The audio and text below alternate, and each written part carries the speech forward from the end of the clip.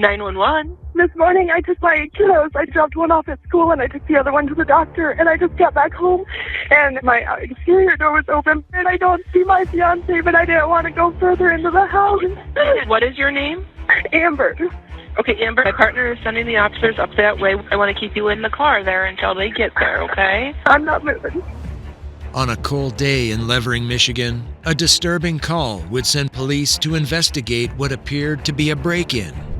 As they would arrive, they would speak to Amber, who had made the 911 call, to find out what had happened. She had claimed that she left the house at 7:05 a.m. and her fiancé Trent was sleeping. But when she returned, the door was open. She would rush the kids back out to the car where she would make the call to 911. What's the first thing you do when you come in? I pulled in and I said to Carson, I said, I wonder why the door is open. And he said, maybe Daddy's awake. He'll play Candyland with us. We walked in and came around the corner and I saw the stuff everywhere. So I turned around and said, Carson, I said, get your stuff back on and go outside. Police would now decide to breach the house and make sure the perpetrator was not still inside the residence. They would come across a scene that looked like cupboards had been searched, with items thrown about the place. Medication was spilled out onto the bench and appeared like it had been rummaged through, with the mess suggesting that somebody had been searching for something in particular. As police would continue clearing the house, they would come across Amber and her fiancé Trent's bedroom. In bed was a man that appeared to be sleeping. That is, until they got closer and were able to observe a gunshot wound to the back of the man's head. What had initially appeared to be a break-in would now become a homicide investigation. Police were now tasked with finding out who would commit this violent act. They would start by trying to learn more about the victim himself. Trent Mallory was an imposing figure at 6 foot 6 inches tall. His heart was just as big as he was tall, known as being a gentle giant who cared for everyone. Trent, having had several relationships previously that hadn't worked out, would eventually meet Amber Smith. The two seemed to make a connection, and although Amber was a few months pregnant with another man's baby that was no longer in the picture, Trent and Amber would begin a relationship. It wasn't long before Marshall was born, and Trent would tell family members that he would love and support the child like it was his own. The two would waste no time in growing their family, as only 6 months after Marshall was born, Amber would fall pregnant again. Trent was over the moon, and eventually Carson would be born and become part of the family. The 6 foot 6 giant would embrace family life and becoming a father, with his 2 children being the center of his world. Everyone who knew the couple would assume they were married because of the tight bond they had together. They were engaged, and a wedding was certainly part of the plans, but that wedding day would never come. Back on the scene, police noticed many items that appeared to have been moved around the house. There was a safe that looked to have been searched through, with items missing from it. House break-ins are not common in this area, and if they do happen, it's most likely thieves looking for money, drugs, or guns. When investigators went into Trent's room, they noticed many guns that were clearly visible to anyone who may have broken in. In the closet were various boxes of ammunition. If this was a home invasion with the intent to steal items, why hadn't the guns or ammunition been taken? Looking at the position Trent was found in, he had the blanket pulled up around his neck and appeared to have been killed in the position he was sleeping in. Next to his bed was located a .22 caliber shell casing, but no weapon that would match this type of ammunition was found in the house. Whoever had taken the fatal shot appeared to have removed the gun from the house. The decision would be made to bring Amber Smith in for questioning to find out her movements on the day Trent was killed. Tell me everything again. Everything in the greatest amount of detail you could possibly think of, okay? From when you woke up this morning until the police show up. Okay. I woke up Marshall and I got him dressed. Carson got his stuff on and then we got in the car. I buckled them in and we drove down to Pelston General and we bought granola bars. Amber claimed she left the house for school drop-off around 7:05 a.m., where she would stop at the Pelston General Store to buy a snack. Following buying a snack from Marshall's lunchbox, she would travel to the school and drop her eldest son Marshall off. After that, she would travel to Quick Care to have her younger son Carson looked at because he had pain in his ear. We waited in the waiting room, at which point I texted Trent just to let him know that we were in the waiting room and that I was glad that I got there when I did because it got busy afterwards. They told me he had double ear infections, so they called in his prescription to Walgreens. She would then head to Walgreens where she would get the medication for her Carson. Amber would then stop at a gas station where she would get some Powerade and cigarettes for Trent. She would then decide to go to her sister Amy's house, who wasn't at home when she arrived, so she would begin the journey home.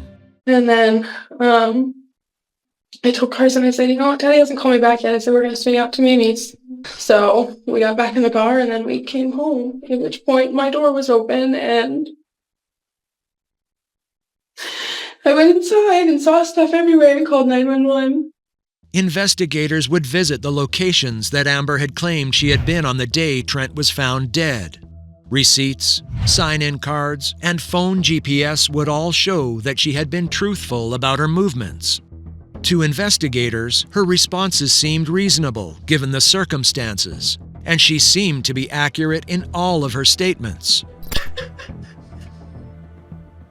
I love him with my whole heart. There was a good chance that Trent had been killed while she was out of the house with the children. Trent's family would begin to hear about the tragic news of his death, and none of them could make any sense of it. Trent was loved by everyone and appeared to have no enemies. He was also well known amongst the wider community, but for another reason. His son Marshall, at only 6 months old, had been given a terrible medical diagnosis. He was put on life support at the University of Michigan Medical Center, requiring a heart transplant in order to save his life. Amber would stay with Marshall the entire time while waiting for a donor heart, with Trent making the near 300-mile round trip to see them on his days off. Marshall would be in the hospital for 10 months waiting for a miracle, and that miracle would finally come.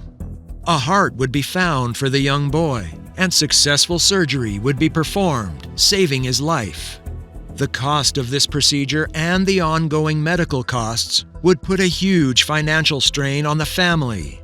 Local news outlets would hear about the case just before Christmas, and a GoFundMe page was set up to help the family. Only months prior to Trent's death, the family had raised close to $15,000 on the site. Is it possible that someone knew about this and was looking for that money in the house? When they think back to their initial interview with Amber, they remembered just such a person who might have the motive to kill for money. Is there anybody in your family, anybody that Trent owes money to that we don't know about? I need to know any dark secret that you or him may have. I don't know. I mean, dark secrets, we don't have any. I mean, the biggest thing that's happened in our lives is dealing with my stepdad, Mark. He's got a big drug problem, so... Yes. Well, he lived with us. You know, Mark has quite the temper, especially when he's on drugs. So when was the last time you talked to Mark? Yesterday. Oh, yesterday? He called yesterday, which was weird to me because he hasn't called me. He asked if Trent still hated him, and that's it. I told him Trent doesn't hate people. Did he ask about your schedules or anything like that? Well, Trent's schedule's been the same for months. And, you know, he kind of knows, you know. Mark knew everything about our house. You know, he was there for months. And then stuff started missing, you know. What was the safe? Would Mark know that you have money in there? And yeah. Police had now learned that Amber's stepdad, Mark Simpson, was thrown out of the house by Trent for stealing items and doing drugs, which is something he didn't want around his children. He also had intimate knowledge of the house, where things were located, and their schedules. Mark would also ring Amber just a day before Trent's death, asking questions about him. Detectives would begin looking for information on Mark Simpson to see if they could find out his movements on the morning in question. While that lead was being investigated, detectives back at the house would continue searching the area around the home for any evidence. Neighbors would be contacted, and one would claim they had heard a gunshot on the morning Trent was killed, but hadn't seen any vehicles coming or going from the residence. The following day, the autopsy report would come back for Trent Mallory. Cause of death was a gunshot wound to the back of the head, and the weapon used, a .22 rifle, which could not be located within the house. Detectives needed to find that gun by any means necessary. It just so happened that they were finally able to get in contact with Mark Smith, who may be able to tell them where to find it. They would speak to Mark at his house, who claimed he was in Emmett County at the time Trent was killed. Investigators were able to corroborate his story and timeline of events, and he was quickly eliminated as a suspect. It was at this time police learned of a side business that Trent had been doing, calling himself Trader Trent. He would go on to Facebook Marketplace and buy things like guns, ammunition, hunting bows, anything he thought he could make money on, and then flip them on Craigslist for a profit. This opened up the possibility that a deal could have gone bad, or someone might have felt they got ripped off, and it could have resulted in his murder. Astonishingly, one of the items sold just days before his death was a .22 Ruger, the same type of gun that had killed Trent Mallory. They would ask Amber about the gun and if she could recall who bought the item. It was a friend of Trent's. I don't know who. Someone offered to sell it to him, so he came over with it, and we took pictures and put it up for sale, Okay, who is that friend?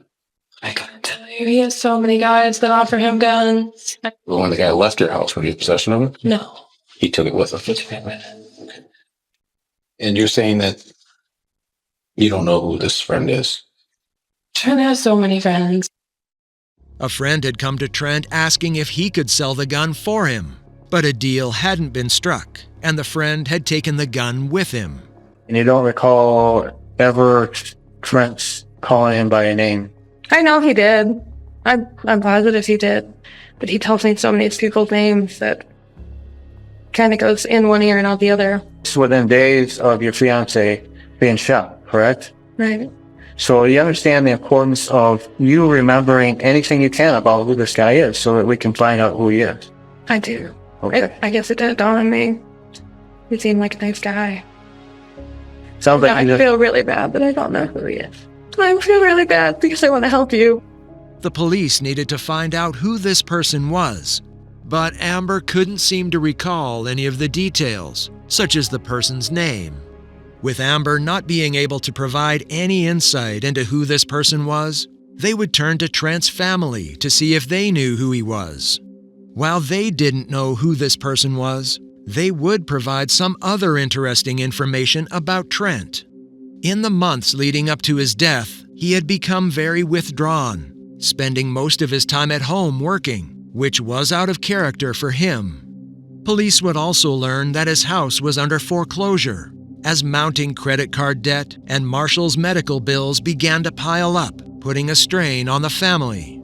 Further searching also found a loan taken out using Trent's name and social security number for $10,500. The company that had loaned him the money was actively looking for him to try and recover the money.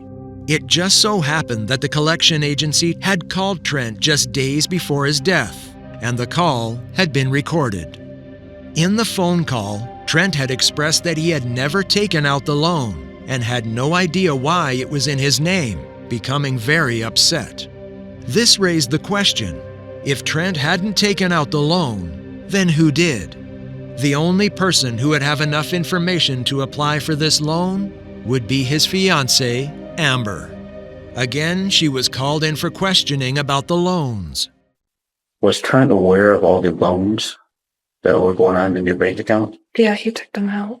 He took those loans out? Yeah.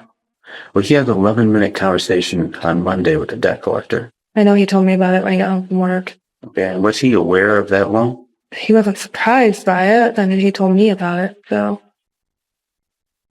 You're saying that you have never played no part with them, not any longer, or any count somebody else's name about them? No, I have not.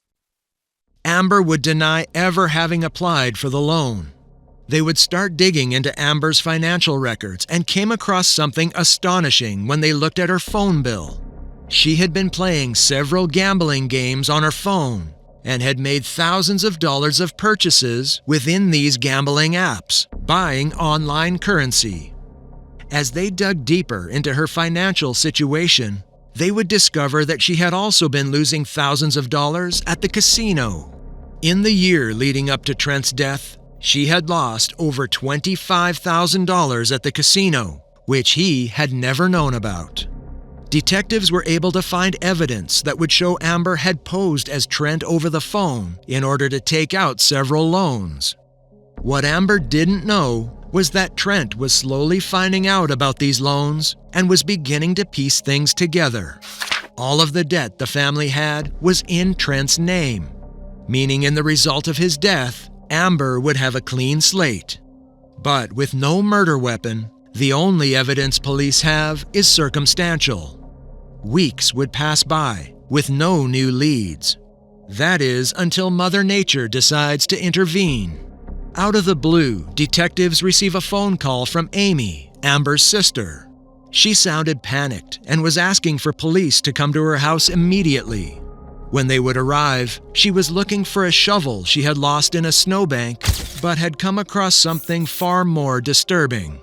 Snow was beginning to thaw and melt, and she had seen what she thought was her shovel poking out of the snow.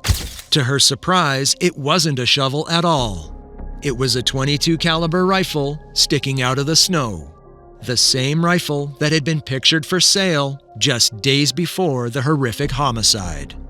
Straight away, police would recall what Amber had told them on the morning of Trent's death. And then, I told Carson, I said, you know what, Daddy hasn't called me back yet. I said, we're going to swing out to Mimi's.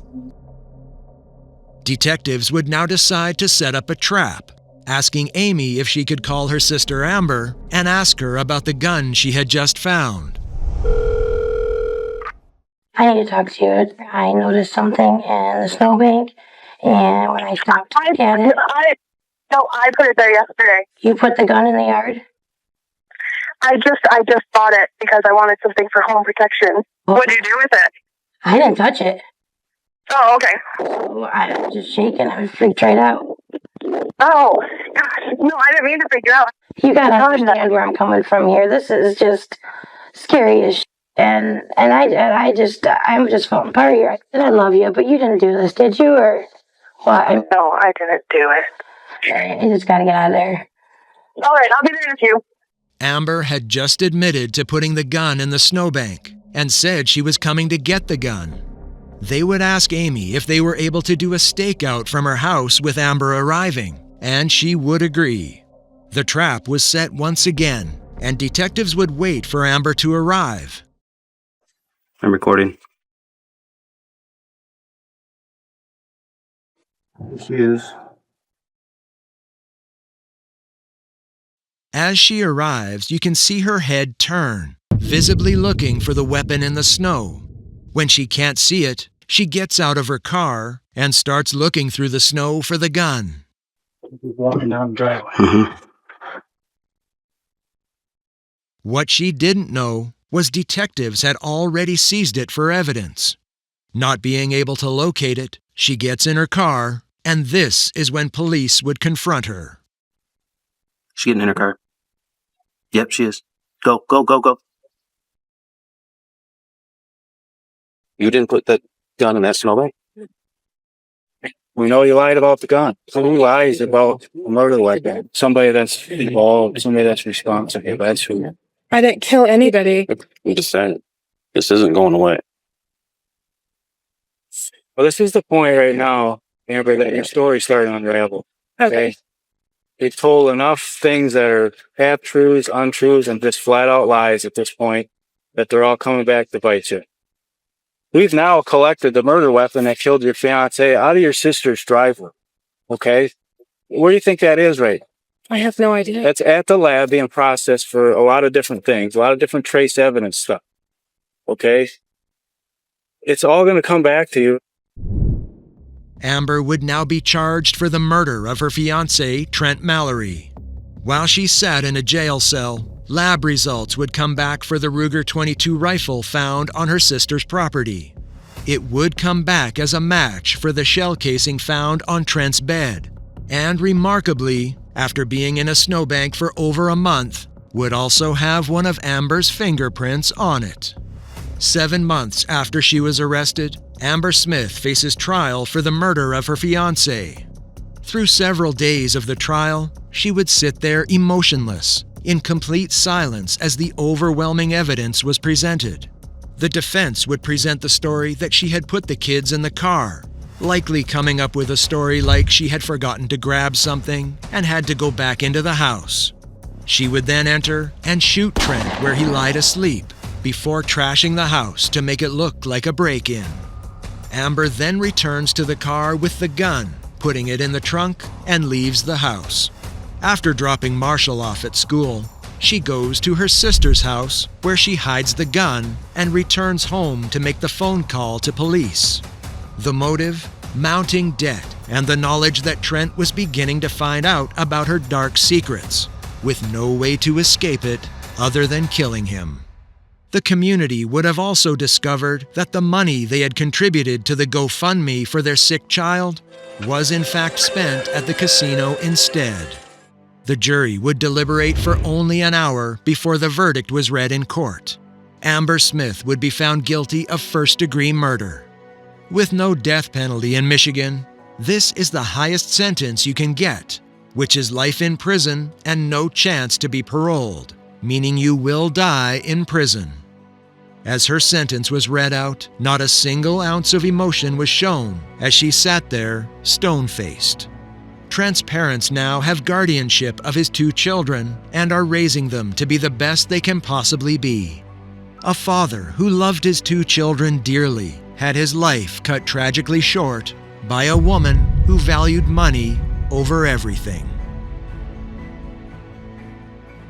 If you found this case compelling, help us out by liking the video and subscribing to the channel so you don't miss our next deep dive into shocking true crime cases. Channel memberships with extended perks such as members-only videos or early video releases are also available by hitting the join button. As always, thanks for watching, and we'll see you in our next video.